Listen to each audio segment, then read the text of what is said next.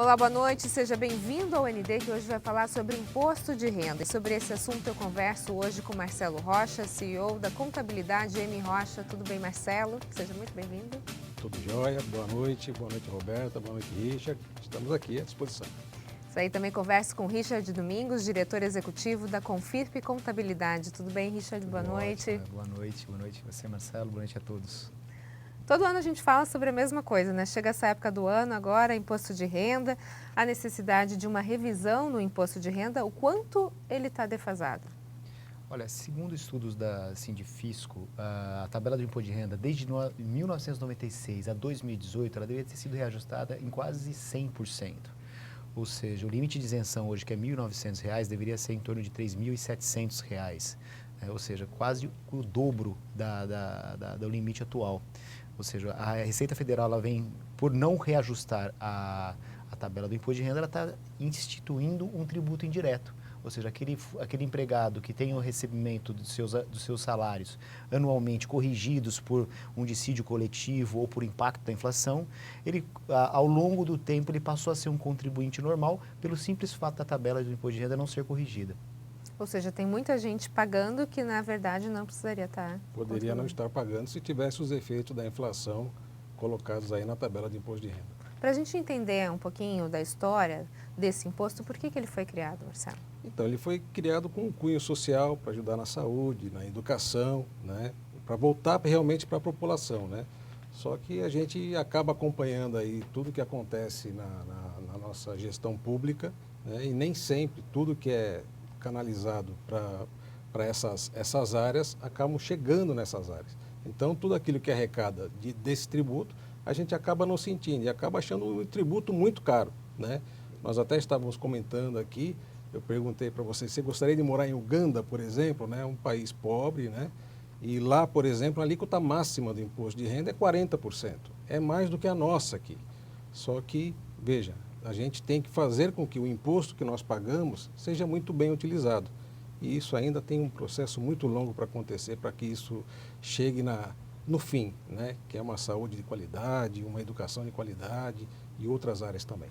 Se a gente for comparar com outros países, a gente pode dizer que a alíquota do Brasil é uma das mais altas? Olha, o Brasil está numa alíquota mediana, né? Mediana. Eu andei analisando alguns países aí, tem países bem pobres que têm alíquotas muito mais altas, né? A Argentina, por exemplo, é 33% ou 35%, alguma coisa assim. A Alemanha, 43% ou 47%. Então, nós estamos com uma alíquota mediana perante aí o que tá no mundo, né? Só que aquele negócio, né? A alíquota, ela não está sendo, o imposto não está sendo muito bem utilizado. Isso justifica a sonegação dos brasileiros?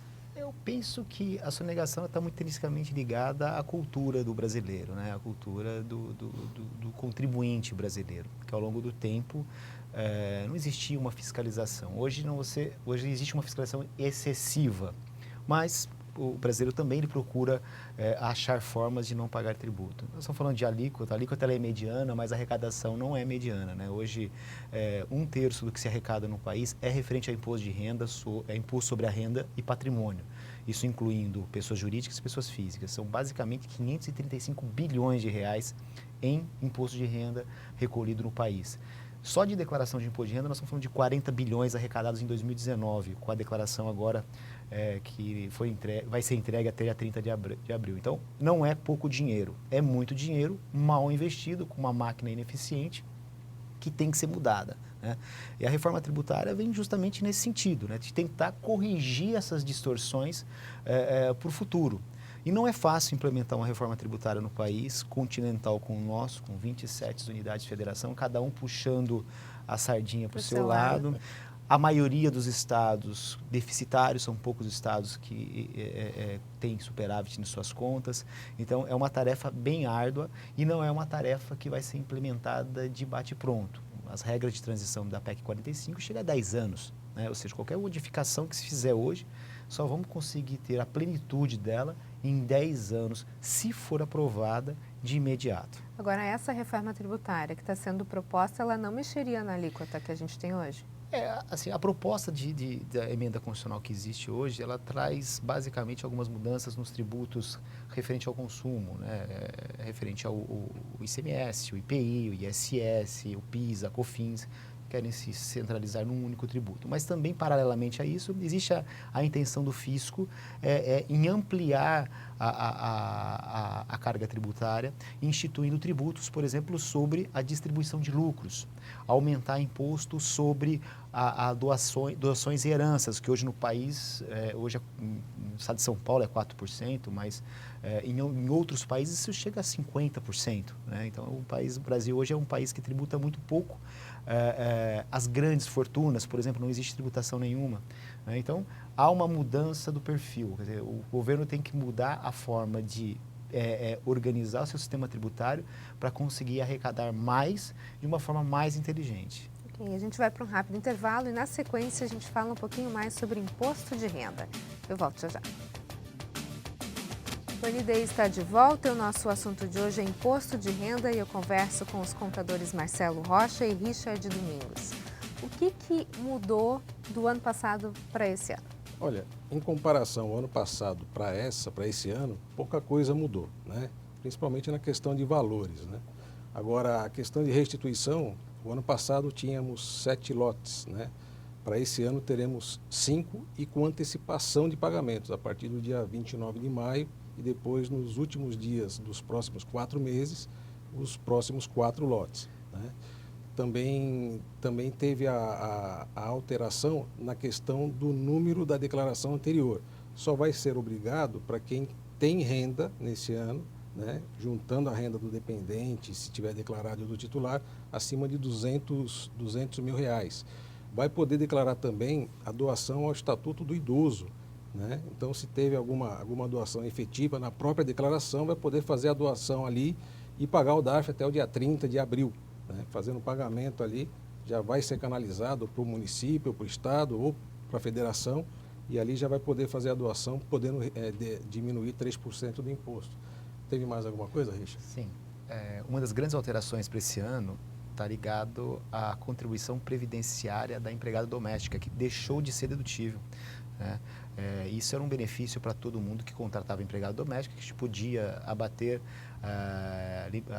uma parte da contribuição patronal pago para ela no imposto de renda. Daria uma economia em torno de R$ 1.251 a valores de hoje. E uma alteração importante também foi a ficha de bens e direitos, que agora bens e direitos financeiros, conta bancária, aplicações, tem que necessariamente trazer o CNPJ na declaração de imposto de renda, senão o contribuinte não consegue mudar. E uma última informação dos bens e direitos, de que se o bem e direito é do dependente ou do titular. Né? Se for do dependente, qual dependente é aquele bem? Ok. Vamos para as regras básicas, então. Até quando a gente pode entregar a declaração de imposto de renda? 30 de abril. 30 às de abril. 23 horas e 59 minutos, para quem for entregar pela internet. Se o contribuinte quiser entregar numa das unidades da Receita Federal, ele vai ter que entrar no horário do expediente. Okay. Quem está obrigado a declarar? Olha, quem teve rendimento tributável acima de R$ 28.559, rendimentos isentos e não tributáveis, né? E tributação exclusiva, também acima de R$ 40 mil, quem teve posse de uma propriedade ou bem acima de 300 mil reais, quem teve operações de bolsa de valores, né, por exemplo, ou fez alguma operação de venda de bem e se apropriou daquele benefício que você poderia vender o bem dentro de um prazo de 180 dias, no caso de um imóvel, comprar outro bem e aplicar aquele ganho durante esse período, num prazo de 5 anos, também está obrigado a fazer a declaração. Quem teve ganho na renda rural, né, para quem trabalha na área rural, acima de R$ 142 mil e uns quebrados. Basicamente, Roberta, são esses aí. Se o Richard tiver mais algum que é importante para acrescentar, que aqui para a nossa área, né, para a nossa região. Só complementando, também o não residente, né, o brasileiro ou estrangeiro não residente que passou a ser residente o ano passado e assim permaneceu em 31 de dezembro. Basicamente são essas 7 hipóteses que obrigam o contribuinte a entregar a declaração. Exato. Como é que funcionam as alíquotas? Quem paga mais, quem paga menos? Então, nós temos uma alíquota tabela progressiva, né? Ela começa em 0, vai até 27,5% e depende da renda do contribuinte que vai enquadrar nessa tabela. E a declaração de ajuste serve justamente para isso, para ajustar todas as rendas que foram oferecidas à tributação de forma individualizada durante o ano de 2019. E esse ano faz essa junção e traz para a declaração também as despesas dedutíveis, as outras informações, para que se apure o imposto correto, para que se pague ou restitua a diferença do imposto nos próximos lotes ou em 8 parcelas, caso tenha débito de imposto a pagar. Falando sobre a questão de ações e investimentos, a gente sabe que aumentou muito esse mercado de criptomoedas. Isso deve ser declarado? Como é que é feito? Criptomoeda é uma questão polêmica, né? Muita gente fica na dúvida, devo declarar, não devo declarar. Então, a questão ela foi meio que pacificada a partir de 2019. Quem teve ganho acima de R$35 mil tem que fazer o programa ganho de capital, tem que preencher, pagar o imposto que ali foi apurado, né? Anexar na declaração de imposto de renda e enviar. Tem que declarar também na questão de bens, né? Tem que anexar, colocar lá o valor que ele tinha, o quanto que ele tem agora no final do ano, e ele tem que, obviamente, encaminhar essas informações para a Receita. Tem algum tipo de investimento que não deve ser declarado? Não precisa ser declarado? Só os investimentos abaixo de R$140, saldo em 31 de dezembro. Né? Mas é algo que a gente sempre aconselha o contribuinte a informar todas as seus bens e direitos, porque aquelas linhas do bens e direitos servem como um guia na próxima declaração de imposto de renda, ele acaba não esquecendo de lançar um bem no outro ano. Então, R$140 para conta corrente, aplicações financeiras. Quem tem menos do que esse valor não precisa declarar essas informações na ficha de bens e direitos. Os rendimentos provenientes dessa aplicação, as demais fichas de declaração têm que ser informadas. Ok. A gente vai para um rápido intervalo e na sequência a gente vai falar sobre os dependentes. Eu volto já já. O ND está de volta, o nosso assunto de hoje é imposto de renda e eu converso com os contadores Marcelo Rocha e Richard Domingos. A gente está falando sobre os dependentes agora. Como é que pode se declarar esses dependentes? Aliás, como saber quem é dependente? Só os filhos?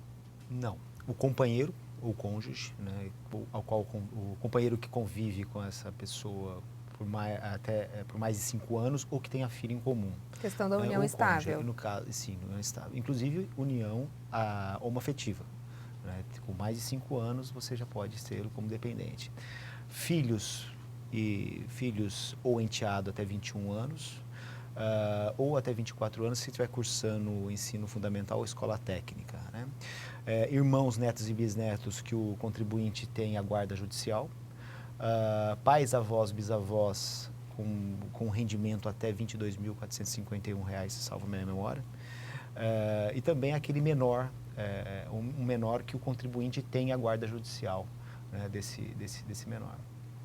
Em todos esses casos... Ele pode ser relacionado na declaração de imposto de renda como dependente. E precisa do CPF? Todos, sem exceção. A partir desse ano não há exceção à regra mais. Nasceu, tem que ter CPF, relacionando a declaração de imposto de renda, tem que ter CPF. Senão o contribuinte acaba deixando de se beneficiar das deduções e das despesas desse contribuinte. E aí, Marcelo, fica aquela confusão, né? Por exemplo, às vezes tem casos de pais separados. Aí quer colocar o filho nas 2 declarações. Pode? Não pode. Só complementando a resposta do Richard, tem que tomar cuidado na hora de lançar o dependente, porque se ele tem uma renda, tem que lançar a renda se for tributável, né? Principalmente no caso de filhos, se estiver trabalhando, fazendo estágio, alguma coisa que a empresa venha declarar, com certeza a Receita já sabe, na hora que fizer o cruzamento das informações, ele vai cair na malha por não ter lançado, né? Então, ficar atento, porque se tiver renda, às vezes o dependente não vale muito a pena ser lançado. Então, tome esse cuidado. No caso de pai e mãe, que tem um filho e quer lançar como dependente, não pode. Vai lançar em uma das 2 declarações. É até por isso que a Receita agora imputou para todos os dependentes, para todos, né? O CPF, que aí ele fica muito mais fácil de ser cruzado e aí, obviamente, já encaminha a declaração para a malha, que não é, a princípio não é a malha, você vai para uma pendência, você tem a chance de retificar, mudar lá e tal. Não é possível, então, por exemplo, a mãe colocar despesas médicas do filho e o pai despesas escolares. Não dá para dividir. Não dá, porque você tem que nominar, né? Para quem que é essa despesa, né? A não ser que esse casal seja separado, o pai esteja pagando a pensão alimentícia, enfim, ele tem a obrigatoriedade por acordo judicial, escritura pública, de pagar a escola, pagar a assistência médica para esse filho. Aí, nesse caso, esse filho entra para o pai como alimentando e para a mãe como dependente. Há uma única regra que permite o filho aparecer nas duas declarações de imposto de renda, no ano da separação judicial, no ano da separação do casal. Então, nesse ano, ele pode acabar figurando nos dois locais, mas, em regra geral, não pode. Depois precisa escolher um. Precisa escolher. Inclusive, quando se trata de pais separados, que hoje tem a questão da guarda compartilhada. Sim. Né? Quem que ele vai ser? Então, os pais têm que conversar para saber quem vai lançar como dependente, quem vai lançar como alimentando. E geralmente lança-se como alimentando o cônjuge que tem o ônus financeiro de pagar a pensão alimentícia. Ok. Carro financiado, casa financiada, como se declara? Bom, carros financiados ou veículos, ou que é bem financiado, com alienação fiduciária, ou seja, que o próprio bem ele é a garantia daquele financiamento, ele é lançado na ficha de bens e direitos, né, no seu código próprio, né, imóveis, se for apartamento, se for terreno, se for casa, se for um veículo, uma moto, então ele tem um código próprio dentro da declaração de bens e direitos.